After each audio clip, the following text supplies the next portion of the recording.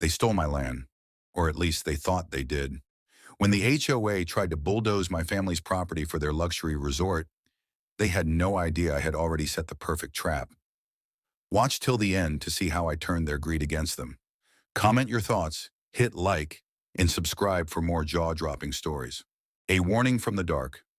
Some battles aren't fought with fists or weapons. Some battles start quietly in the most unexpected ways. A single letter, a subtle betrayal, a war waged not on battlefield, but in the shadows of bureaucracy. And this was one of them. The letter that changed everything.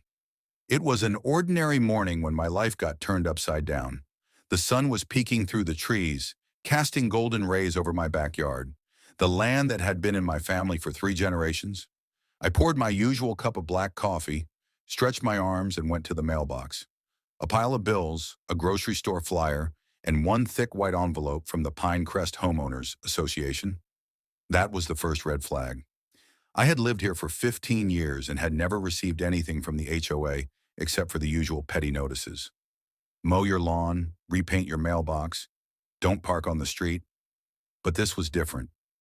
I tore it open and scanned the first line. After a thorough review of community boundaries, your back acre has been reclassified as common property of Pinecrest Village. Please remove all personal belongings before development begins. The coffee cup nearly slipped from my hands.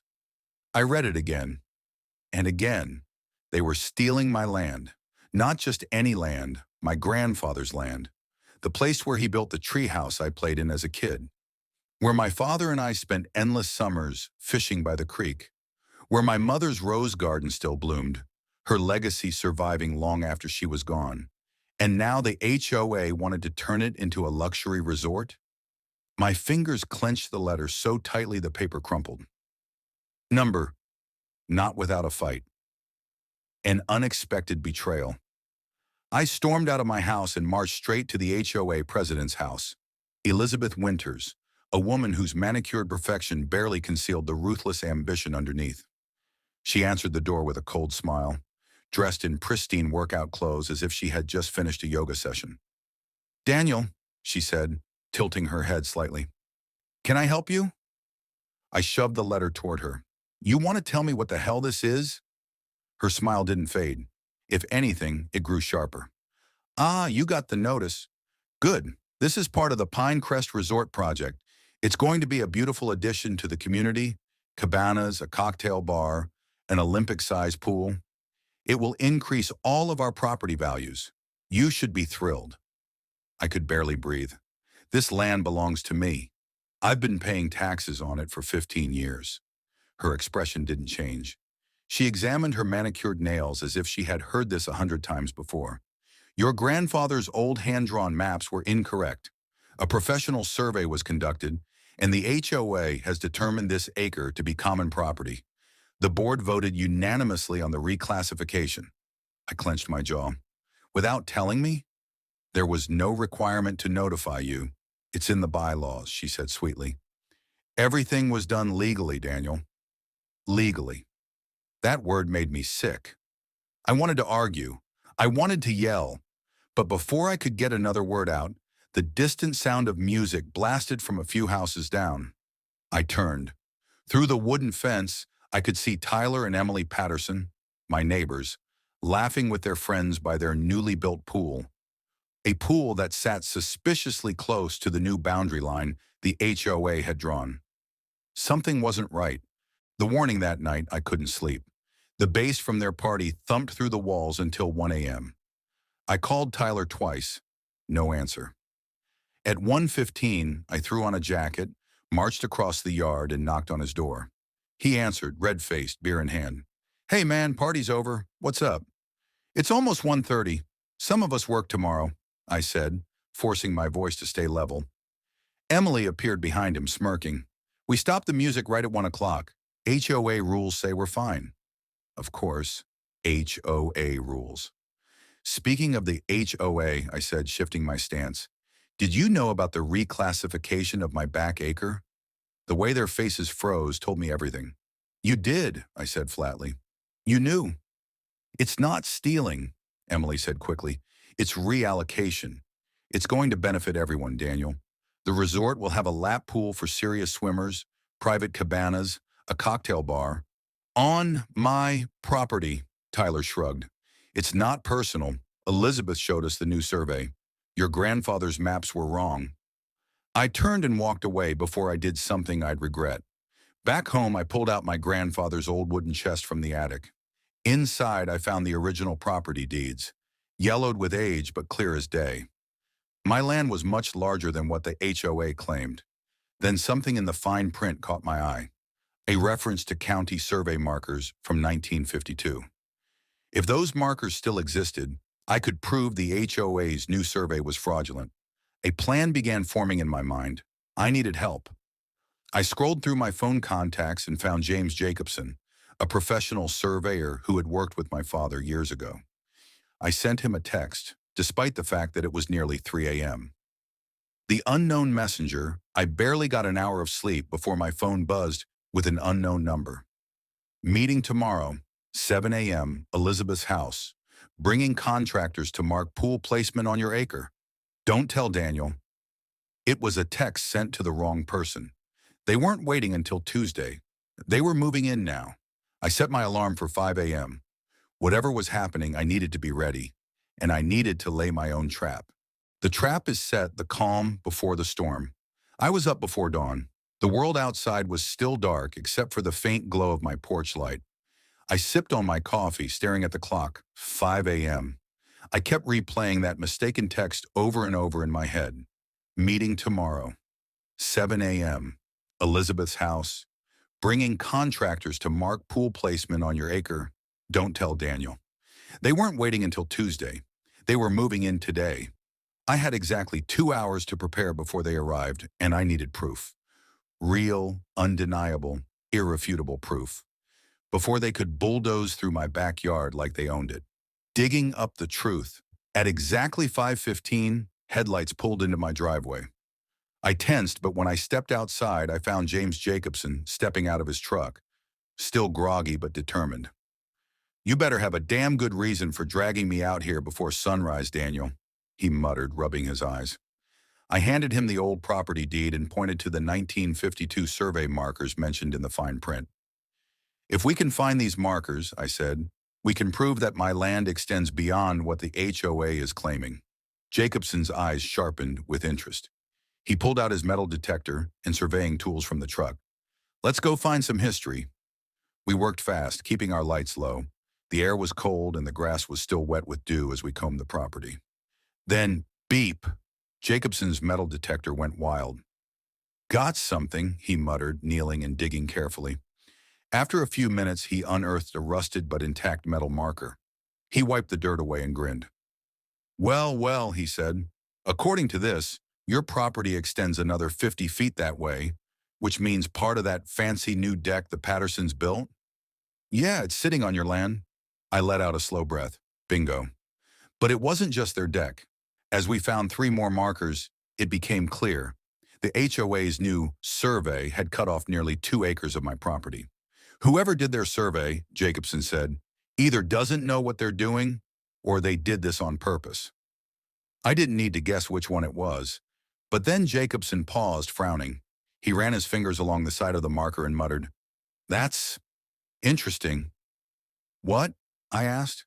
This ridge, he said, pointing to a slight rise in the land. The geological survey from the 50s marked this as a potential archaeological site.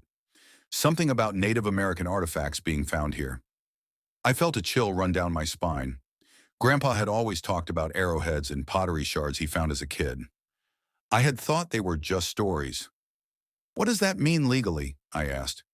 If we can confirm it's historically significant, Jacobson said, it could trigger a preservation review. I grinned, which means no development allowed. Jacobson nodded. At the very least, it would delay everything for months, maybe years. This was better than I had hoped. Now I just had to wait for the HOA to walk into my trap. The HOA arrives at exactly 7 a.m. I heard the sound of multiple cars approaching. Jacobson and I ducked behind my shed, watching as Elizabeth Winters stepped out of her white Range Rover in full power mode. She was followed by 3 HOA board members and a crew of contractors carrying spray paint, stakes, and measuring tools. They laughed as they walked through my backyard, marking off locations for cabanas, a tiki bar, and a giant pool. On my land. Then Elizabeth marked a giant X through my grandmother's rose garden. I clenched my fists. That was the last straw. I was about to confront them when Jacobson grabbed my arm. "Not yet," he whispered. "Let them commit to it first." So I waited, and I watched. Calling in reinforcements. The second Elizabeth and her contractors finished marking everything up, I walked back into my house and made 3 phone calls. First, I called my cousin Vince at the county records office. "I need you to check something for me," I said. "See if Elizabeth or anyone on the HOA board has been requesting property records for this area." Second, I called the local historical society and asked for an official assessment of the artifacts my grandfather had donated decades ago. And third, I called Sheriff Davis. "You busy this morning?" I asked. "Not particularly," he said. "Why?" I smiled. "Might want to stop by Pine Crest. HOA is about to have a very bad day." The showdown begins. An hour later, I was sitting on my porch with a cup of coffee in hand when Elizabeth and the rest of the HOA returned. She was all smiles. "Daniel," she said, "I wanted to personally let you know that construction will be starting first thing tomorrow morning. So if you need to move anything off the back acre, now's the time." I took a long sip of coffee, then stood up slowly. "Actually," I said, "there's been a bit of a complication." She frowned. "What kind of complication?" At that exact moment, a black SUV pulled into my driveway. The county archaeologist stepped out, holding a clipboard. Behind him, 2 sheriff's department vehicles pulled in. Sheriff Davis got out, adjusting his belt. "Morning, Elizabeth," he said casually. Elizabeth paled. "Sheriff, what are you doing here?" "I was about to ask you the same thing," Davis said. "I hear you've been moving property markers without authorization." She stiffened. "That's ridiculous. The HOA conducted a professional survey." Jacobson stepped forward. "Your survey ignored the original boundary markers from 1952, he said. "And that deck the Pattersons built? It's on Daniel's land." Elizabeth's eyes darted toward Tyler Patterson, who suddenly looked like he wanted to disappear. Davis folded his arms. "Well, that's a problem, because if HOA knowingly altered boundary lines, that could be considered fraud." Then, as if things weren't already bad enough for Elizabeth, the archaeologist cleared his throat. "We also have a potential historical preservation issue," he said, holding up a bag filled with arrowheads and pottery fragments. "Until we do a full assessment, all construction is legally suspended." Silence. Elizabeth was fuming. She turned to the contractors. "Load everything up. We're leaving." I grinned as they packed up their equipment. The trap had worked, but I knew this fight wasn't over yet. As she got into her car, Elizabeth glared at me. "This isn't over, Daniel," she said coldly. I sipped my coffee. "Oh, I know," I said. "But neither am I. The war begins, a storm is brewing."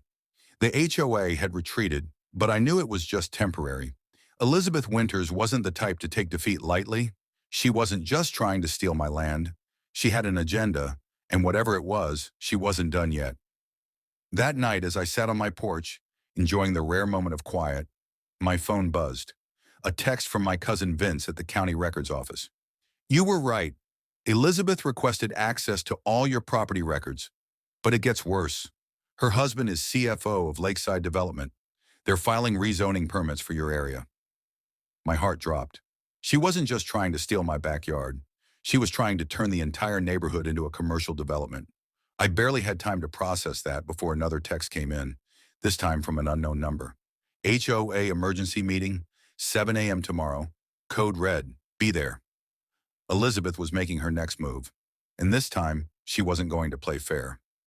Midnight retaliation.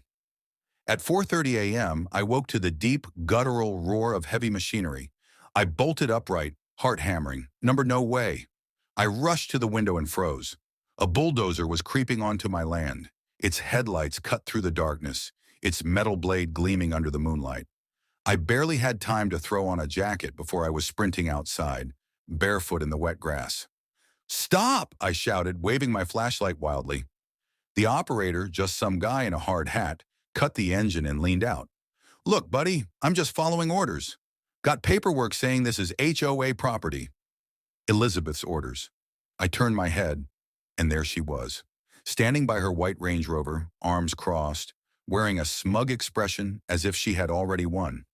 Daniel, she said smoothly, I was hoping we could settle this quietly, but since you refuse to cooperate, my fists clenched. You think you can just send in a bulldozer at 4 a.m. and no one will notice? She shrugged. You forced my hand. The HOA invoked emergency powers. We have every right to begin construction, I laughed, a cold, sharp laugh. You're seriously trying to pull that? The vote was unanimous, she continued, voice syrupy sweet. We're offering a generous compensation package for your cooperation, of course. I stared at her. You mean a bribe? She smiled. A settlement. The audacity of this woman. Before I could answer, headlights cut through the darkness as 3 sheriff's vehicles pulled up. Elizabeth's expression finally faltered. Sheriff Davis climbed out, adjusting his belt. Let me guess, he said. Another misunderstanding? The ambush Elizabeth immediately switched tactics. Sheriff, I'm so glad you're here. Daniel's been making wild claims, interfering with community projects. This is private HOA business. Davis raised an eyebrow. Private? Then why is there a bulldozer on his land? Because, she said smoothly, it's no longer his land. As of last night, the HOA voted to reallocate it for community use. Davis looked at me. You got paperwork?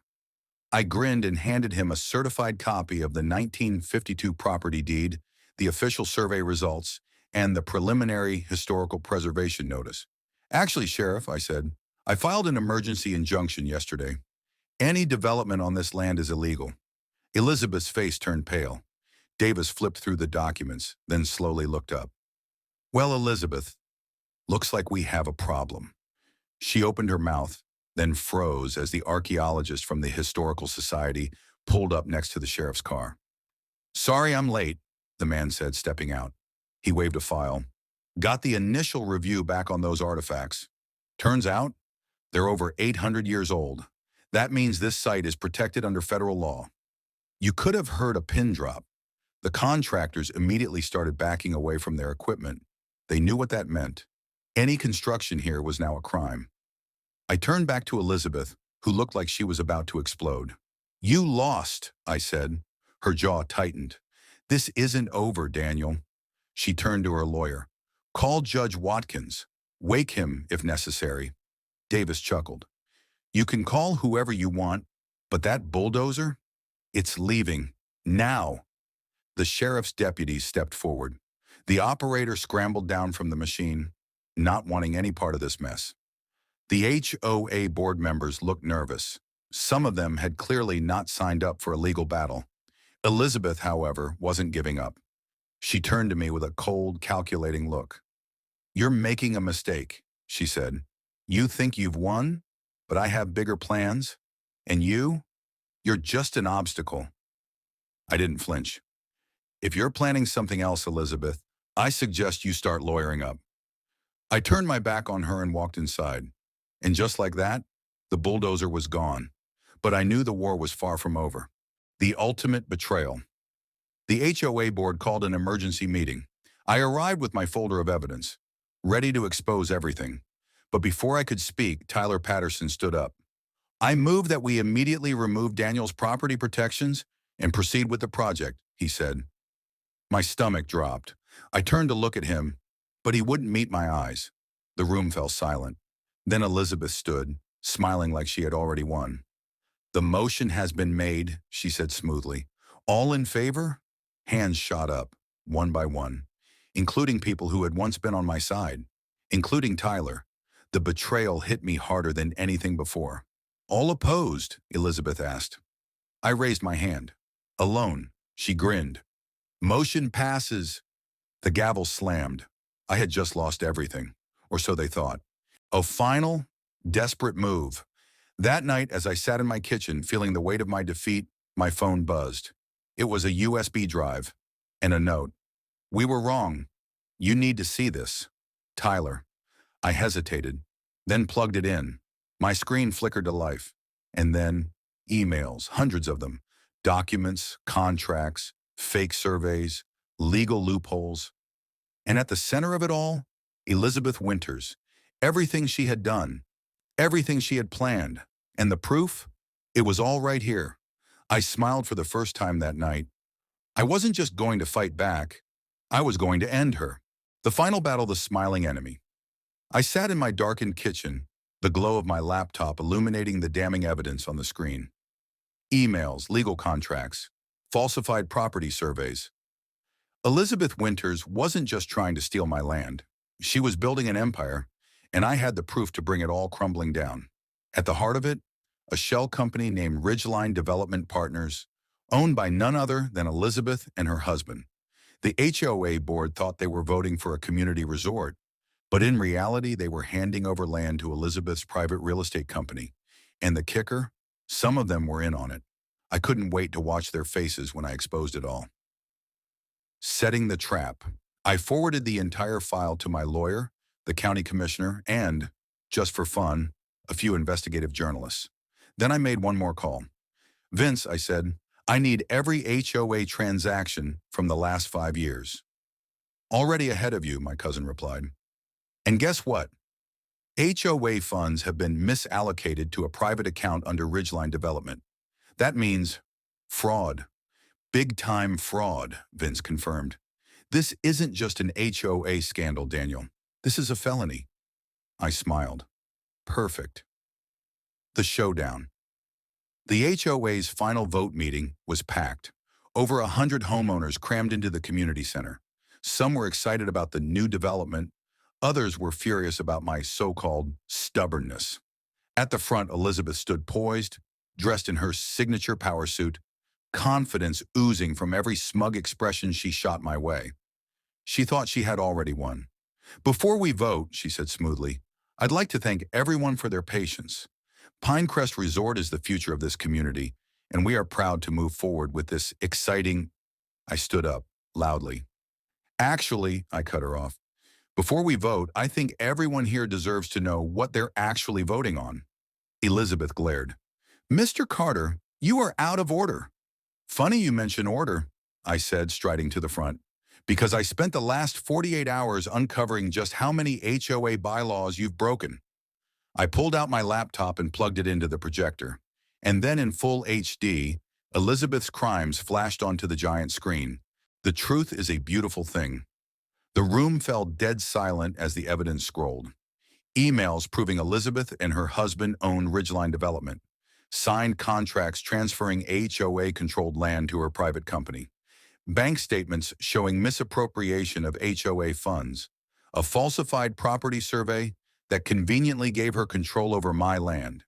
Gasps, murmurs, then shouting. You lied to us, someone yelled. You stole our money? This is illegal. Elizabeth's face drained of all color. Her polished composure shattered. This is taken out of context, she stammered, sweat forming at her temple. No, Elizabeth, I said, taking a step closer.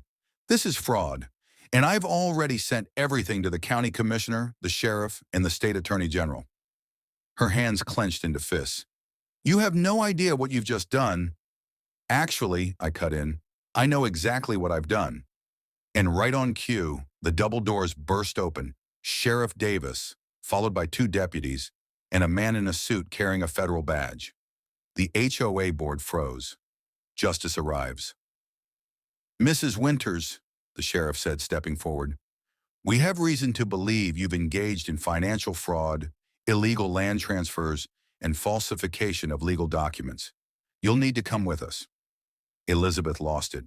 You can't arrest me. I'm the HOA president.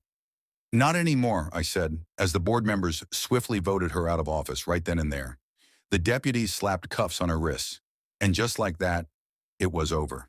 The aftermath, the Pinecrest Resort, dead, my land, permanently protected as a historical site, the HOA forced to conduct a full audit, every shady deal, every corrupt decision exposed. And Elizabeth? Gone. Her assets were frozen. Her house was seized. And the last I heard, she was facing up to 15 years in prison. A toast to victory. 2 weeks later, I sat on my porch with Rose and Jacobson, sipping whiskey as the sun set over my land, the land that would stay in my family forever. "You did it," Rose said, raising her glass.